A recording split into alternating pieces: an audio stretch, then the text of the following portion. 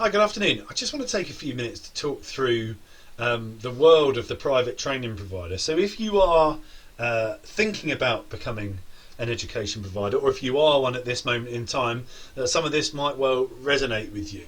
So I just wanted to talk about, like I said, the landscape that you're going to have to go and deal with, and how you're going to need to look at the various different balancing of those external factors around you when you think about who you're going to teach, what you're going to teach, in what market, and all those sorts of things. Now, we've already championed before that the world of vocational education is a brilliant sector to get into, a brilliant industry to work in, because of the rich diversity of students that you might attract, the subject matter that you can go and deliver, the teaching styles that you can employ.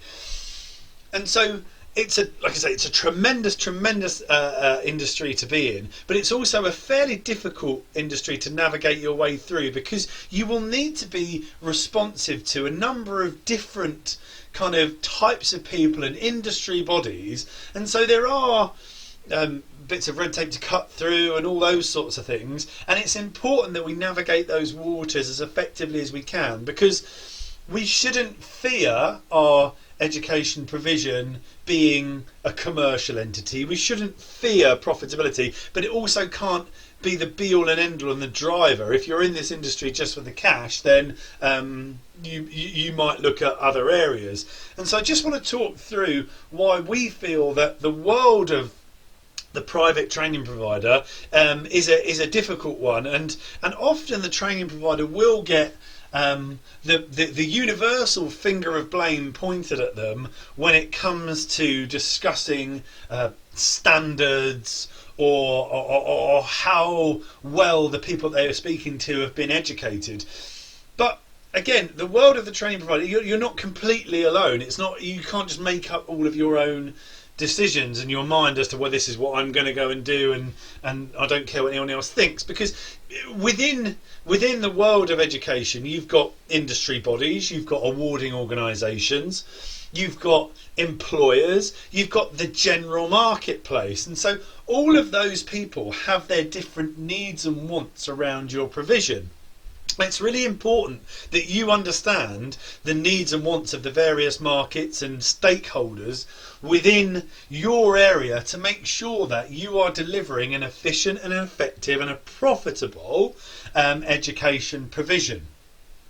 And so if you're going into this marketplace thinking it's going to be an easy cakewalk and you just go and say, right, I'm just going to start teaching whatever I want to teach, well, that'll work to a certain extent, but unfortunately you will need to consider those other areas and how you fit in. And the problem is those other areas sometimes conflict, and it might well be that industry bodies and awarding organisations can't agree on standards. It might well be that you've got various different operators and employers, and they're all looking for something slightly different. And then you've got the marketplace, and you'll have various different demographics again who are looking for something different. Is it price? Is it time in a classroom? Is it subject matter? Is it support? All of those sorts of things.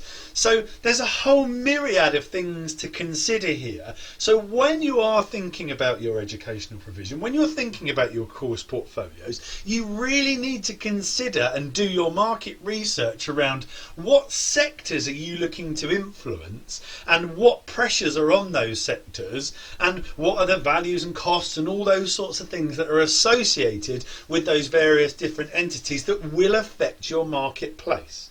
So as I've said, it's a tremendous industry to get into, but it's not without its pitfalls and its holes and all that sort of stuff that need to be navigated through.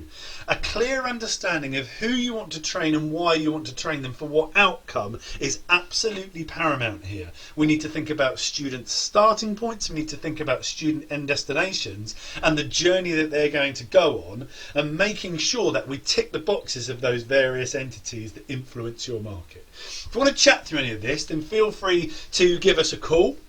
We're doing some free sessions at this moment in time because it's a tough world out there. So if you want to chat through any of this, then feel free to get in touch, and we'd love to talk through any challenges that you're currently facing and the whole kind of educational landscape. We look forward to hearing from you.